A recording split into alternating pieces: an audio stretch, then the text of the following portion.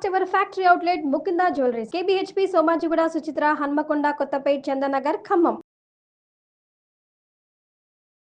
గారు నమస్తే జయ. రమగారు, మనకి దీపావళి వెళ్ళిన మరుసటి రోజు నుంచి కార్తీక మాసం మొదలవుతుంది. అయితే ఈ కార్తీక మాసానికి సంబంధించి ఎన్నో సందేహాలండి. పూజ ఎలా చేసుకోవాలి, ఎట్లా మొదలు పెట్టాలి, ఎందుకంటే 30 రోజులు చేసుకునే విధానం కదా రమగారు. రకరకాల సందేహాలు వస్తూ ఉన్నాయి. ప్రతిరోజు తలస్నానం చేయాలా, తల అంటుకోవాలా, లేకుంటే పైనుంచి మనం తలస్నానం చేయొచ్చా? ఒక్కొక్క డౌట్ అడుగుతాను రమగారు. సరే, తలస్నానం చేయాలి. కార్తీకంలో చేసే తలస్నానం అంటే మొత్తం స్నానం మంచిది. ఇది ఎక్కడ మంచిదంటే నదిలో, వాపి కూప తటాకాదుల్లో. వాపి కూపం అంటే నుయ్యి, దిగుడు బావి, చెరువు, నది, ఈ 4 తలారా స్నానం చేయటం మంచిది. ఎందుకంటే శరత్కాలంలో నీటి యందు ఈ గంగా నది ఉంటుంది. ఆ శరత్కాలపు నీళ్ళలో ఔషధులు ఉంటాయి. దీనివల్ల ఇలా చేయాలి అని చెప్తారు. మనం ఇంట్లోనే తలస్నానం చేయాలి అని అనుకుంటాం, మనకి బయటికి వెళ్ళే అవకాశం లేదు. ఏదో ఒకసారి నది స్నానానికి వెళ్తాం. రోజువారీ ఎలా చేయాలి? కొంతమందికి సైనసైటిస్ ఉంటుంది, తల ఆరదు, తలకాయ నొప్పి వస్తుంది. 2 రోజులు స్నానం చేసేసరికి తల జిడ్డుగా అయిపోయి తల బంకలాగా ఉంటుంది. జడేసుకున్నా బాగుండదు, మగవాళ్ళకు కూడా జుట్టు బాగుండదు. ఈ సమస్యలు ఉంటాయి. అయితే ఇప్పుడు అలాంటి సమస్యలు ఉన్నవాళ్ళు నిత్యం చేయొద్దు, పర్వదినాల్లో తలస్నానం చేయండి. పర్వదినాలంటే 4 సోమవారాలు, 2 ఏకాదశులు, పౌర్ణమి, ఈ పర్వదినాల్లో చేయండి. మొదటి రోజున చేస్తాం తలకి, తర్వాత నూనె రాసుకోవచ్చు. అంటే కార్తీకంలో మనం నీకు మొత్తం నెల నువ్వు తలస్నాన నియమం పెట్టుకున్న వాళ్ళు, అంటే వ్రతి ఎవరైతే ఉంటారో, నేను చెప్పటల్లా, ఇవి నా సొంత ఉద్దేశాలు కావు, కార్తీక పురాణ కథల్లోనే చెప్పబడింది. అంటే వ్రతంగా తీసుకునే వాళ్ళు ఏం చేయాలి? కింద పడుకోవాలి, భూశయనం, ఏకభుక్తము భూశయనము, నూనె రాసుకోకూడదు, నిత్యము తలస్నానం చేయాలి, తెల్లవారుజామునే చేయాలి, దీపారాధన చేసుకోవాలి, దేవతార్చన చేసుకోవాలి, పురాణ పఠనం చేయాలి, శ్రవణం చేయాలి. పఠనం కానీ శ్రవణం కానీ ఇవి పూర్తిగా నియమం. చాలా విషయాలు ఉన్నాయి, చాలా పెద్ద పెద్ద నియమాలు ఉన్నాయి. సూక్ష్మంలో మోక్షం మనం ఏం చేస్తాం? అందులో నుంచి కొన్ని తీసుకుంటాం. ఆ కొన్నిటిని, మనకి అనుకూలమైన వాటిని, మనం చేయగలిగే వాటిని శ్రద్ధగా చేయండి. ఏవి మనం చేయగలమో అవే చేయండి. నిత్య స్నానం మీకు పడకపోతే చేయొద్దు. అందులో చెప్తారు క్లియర్గా, పర్వదినాల్లో కానీ, కనీసం పౌర్ణమి నాడు కానీ అని చెప్తారు. వెసులుబాటు ఉంది, ఉన్నాయి, చెప్పారు అందులోనే. మన సొంత మాటలు చెప్పడం కాదు ఇది, ఖచ్చితంగా కార్తీక పురాణంలోనే చెప్పారు. మనం పురాణం చదువుతూ వెళ్తామా, 3వ రోజు 4వ రోజు ఈ వివరం చెప్తారు ఖచ్చితంగా. తొలి రోజునే మనకి చాలా అనుమానాలు ఉంటాయి. అందుకని స్నానం మొదటి రోజు చేయండి. తర్వాత రోజు నుంచి తెల్లవారుజామున స్నానం చేసి దీపారాధన చేసుకోండి, మీకు దీపం పెట్టుకునే ఆసక్తి కనుక ఉంటే. ఈ తలస్నానం మీకు పడకపోతే కేవలం పర్వదినాల్లోనే తలస్నానం కూడా చేయవచ్చు. నూనె పెట్టుకొని తల అంటుకోవాలి రమగారు? తల స్నానమే అంతే, నీళ్లు పోసుకోవటం. అభ్యంగనం అంటే నూనె రాసుకుని తల రుద్దుకోవటము, ఒళ్ళు నలుగు పెట్టుకోవటము దీంట్లో కార్తీక పండగలకి చెప్పరు. నువ్వు మీ పర్వదినాలే చేస్తానంటే మధ్యలో నీ వెసులుబాటు బట్టి నువ్వు నూనె రాసుకో, తలంటి పోసుకో. నూనె రాసుకుని ఇప్పుడు తెల్లవారుజాము చేసేటప్పుడు ఎప్పుడు నూనె రాసుకుని, ఎప్పుడు నలుగు పెట్టుకుని ఎప్పుడు చేస్తారు? అవును, ముందు రోజు సాయంత్రమే ఏదో నలకంత నూనె అంటుకుని తెల్లవారుజామున మనకు అవకాశం ఉంది కాబట్టి షాంపూ చేసుకుంటాం. మనకి నదుల్లో, బావుల్లో, వాటి దగ్గర అక్కడ ఇక్కడ స్నానం చేసే అవకాశం లేదు కదా. తప్పకుండా ట్యాప్ వాటరే కదా మనం చేసేది. నది అవకాశాలు, బావి అవకాశాలు ఉన్నవాళ్ళు మా అదృష్టవంతులు, వాళ్ళు చేసుకుంటారు. లేని వాళ్ళు ఇలా చేయొచ్చు, పర్వదినాల్లో చేయొచ్చు. ఇప్పుడు నెత్తి మీద పోసుకోవాలి నియమంగా పెట్టుకుంటే చేయండి. లేదా అదవిధ పుణ్య స్త్రీలైతే పసుపు రాసుకుని స్నానం చేస్తే తల స్నానం చేసిన ఫలితమే ఉంటుంది. పసుపు రాసుకోవాలి. పుణ్యస్త్రీలు, భర్త ఉన్నవాళ్ళు అందరూ కూడా పసుపు రాసుకుని, నెత్తి మీద నీళ్ళు పోసుకున్నా పసుపు రాసుకోవాలి, ఒంటి నీళ్ళు పోసుకున్నా ఒక చిటికెడు పసుపు రాసుకోవాలి. చిటికెడు పసుపు రాసుకుని ఒంటికి కంఠస్నానం చేస్తే కూడా తల స్నానం చేసిన ఫలితమే ఉంటుంది. వీళ్ళు దీపారాధన అవి చేసుకోవచ్చు, మడికి ఎటువంటి తప్పు ఉండదు. బాగుంది, ఓకే. తర్వాత దీపం పెట్టుకునే విషయంలో నిత్య దీపారాధన చేయాలంటే పొద్దున్న సాయంత్రం కూడా అవసరమా? అవసరమే. అంటే అది కూడా విధానం, విధానం అవసరమా కాదు, విధానమా? ఏ నియమం పెట్టుకుంటే ఆ నియమం. ఇప్పుడు ఇంట్లో ఎవరైనా సూతకాలు లాంటివి ఉంటే వాళ్ళు నిత్య దీపమే కానీ కార్తీక దీపంగా పెట్టకూడదట.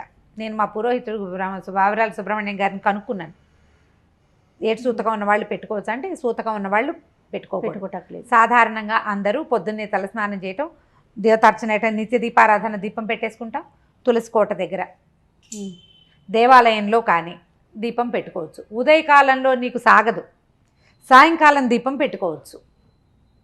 ద్విసంధ్యల్లో నువ్వు పెట్టుకునే నియమం పెట్టుకుంటే పెట్టుకోండి. మన నియమాన్ని అనుసరించే అది కూడా పురాణంలో చెప్తారు. కార్తీకంలో ఇంట్లో అసలు దీపం పెట్టుకునే వెసులుబాటు లేదు. మనకి చిన్న ఇల్లు లేదా గాలి ఎక్కువ వస్తుంది, దీపం ఆగదు.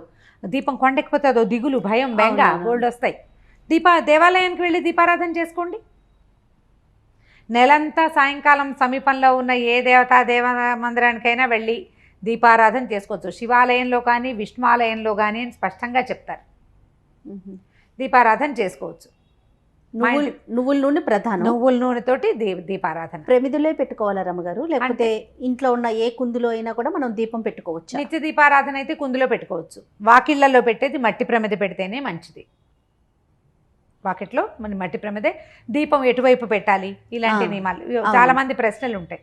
సాధారణంగా మనం నరక చతుర్దశి నాడు దక్షిణం వైపుకి దీపం చూపిస్తాం, యమదీపం అంటాం. మిగిలిన రోజుల్లో ఈ దక్షిణముఖంగా దీపం పెట్టకూడదట. అది కూడా సుబ్రహ్మణ్యం గారే చెప్పారు. ఉత్తర దక్షిణాలు వాకిలు ఉందనుకో, అప్పుడు దీపాలు రెండు ఎదురు బదురు వచ్చేలాగా పెట్టుకోండి, తూర్పు పడమరలు అయిపోతాయి. దీపపు ఇది గుమ్మానికి మండిగాని వైపుకి పెట్టకూడదు, దీపం జ్వాల యువతలకు ఉండేలాగా పెట్టాలి. ఎదురు బదురు పెట్టుకోండి. ఇప్పుడు ఇది మనకి దక్షిణం అనుకో, ఇప్పుడు ఇది దక్షిణం, ఇది దక్షిణ వాకిలి, ఇలా పెట్టద్దు. దీపాలు రెండు ఇలా పెట్టండి, ఒకదాన్ని ఒకటి చూస్తే అప్పుడు ఇవి తూర్పు పడమరలే అవుతాయి. క్లియర్గా చెప్పామా? శంక లేకుండా.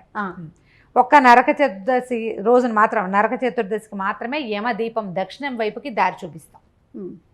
తరువాత నుంచి మళ్ళీ మామూలుగానే పెట్టుకోవాలి. ఇంకా దక్షిణ దీపం అవసరం లేదు. రమ్మగారు, వంటల్లో ఉల్లి వెల్లుల్లి ఇలాంటివి వాడుతూ ఉంటాం కదా, మరి ఈ మాసం అంతా కూడా ఏమైనా నియమం పాటించాలా? అంటే మీరు నాన్ వెజ్ తినే వాళ్ళు ఏంటి? అదే వెజిటేరియన్స్ అంటే మామూలుగా వెజిటేరియన్స్ ఉల్లి వెల్లుల్లి వాడుకునే వాళ్ళు ఉన్నారు. వాళ్ళు ఈ నెల రోజులు వాడకుండా ఉండటం మంచిది. ఉల్లి వెల్లుల్లి వాడకుండా ఉంటేనే మంచిది. నాన్ వెజ్ వాళ్ళు ఒకవేళ అంటే ఏ రోజు మీరు ఉపవాసం చేస్తారో ఆ రోజున కనీసం తినకుండా ఉండండి. ఆ రోజున ఇవి వాడకుండా ఉండండి. మీరు ఈ నియమం పెట్టుకుంటేనే సుమి, మేము దేవుడికి దండం పెట్టుకుంటాం మాకు నియమాలు లేవంటే ప్రశ్నే లేదు. దీన్ని మాత్రం ఇలా చేయొచ్చు. కానీ ఈ నెల రోజులు సాధారణంగా వెజిటేరియన్స్గా ఉండే వాళ్ళందరూ కూడా ఉల్లి వెల్లుల్లి వాటిని మానేస్తారు. ప్రత్యేకమైన కారణం ఏమన్నా ఉందా రమ్మగారు? అంటే సాత్వికమైన ఆహారం తీసుకోవాలి. ఉపాసనా సమయం కదా జయ, ఉపాసనా సమయం. ఇందులో లోపల మనకి ఉద్రేకం కలిగించే వాటిని తీసుకోకూడదు అంతే. ఇప్పుడు ప్రతిదీ దేవుడికి నైవేద్యం పెట్టి తీసుకుంటారు. నైవేద్యాల్లో మనం వెల్లుల్లిపాయ సాధారణంగా మనం వేయం కదా, మనకు అదే ప్రధాన ఆహారం, మేము అదే పెడతాము అంటే అది ఎవరిష్టం వాళ్ళది. సాధారణంగా మాత్రం ఇవి వాడకూడదు అంటారు. ఇంకా తినకూడని కాయలు, ఆకాయ, గుమ్మడికాయ, వాకుడుకాయ చాలా పురాణంలో చెప్తారు. ఎన్ని పాటించగలమో తెలీదు. నేనేమనుకుంటాను, నా ఉద్దేశం ఇది చెప్తా. ఈ విషయంలో మనం ఒక నియమం పెట్టుకోవాలి, ఈ నియమభంగం చేయొద్దు. తెల్లవారుజాము 4 స్నానం చేయలేవు నువ్వు. 6:15కో 6:10కో 6:25కో సూర్యోదయం అవుతుంది. 6 గంటలకు స్నానం చేయి. స్నానం చేయగానే దీపం పెట్టుకో. ఉల్లి వెల్లుల్లి తినకు. పర్వదినాలు ఉపవాసం ఉంటాననుకో, ఈ పర్వదినాలు 6, 7 ఉన్నాయి. ఈ 7 పర్వదినాల్లోనూ ఉపవాసం ఉండు. 7 పర్వదినాల్లోనూ దీపారాధన చేసుకో. అట్లా పెట్టుకుంటే నియమభంగం చెయ్యొద్దు. మొదలుపెట్టి మానేసి చేయకూడదు. అన్ని నియమాలు పెట్టుకొని చేయలేకపోతాం. అలాంటి చేయలేక ఈ కార్తీక మాసం ఎప్పుడు వెళ్తుందిరా దేవుడా అని చూడొద్దు. అలా చేయకూడదు దేవతార్చన. ఇప్పుడు మనకి ఇంట్లో కంపెనీ లేదనుకోండి, భర్త ఇది పాటించరు, పిల్లలకి అవి ఇవి అన్నీ వండి పెట్టాలి. నాకు అసలే కార్తీక మాసం వీళ్ళు వండమంటున్నారు అని బాధపడదు. వాళ్ళని బాధించి పూజలు చేయకూడదు. మనం చిన్న నియమం పెట్టుకోండి, మీ పరిస్థితికి అనుగుణమైన నియమం పెట్టుకుని దానిని వడంబడి ఉండాలి. ఆ నియమానికి దాని పట్ల శ్రద్ధగా ఉండి ఆ ఒకరోజు చేసుకోండి. అవి చెప్పండి, సోమవారం నాడు నేను వండను, తిన్ను, చేయను, మీరు ఏమైనా చేయండి. రోజు వండను తిన్ను అంటే కష్టం కదా. ఇవాళ చేయను.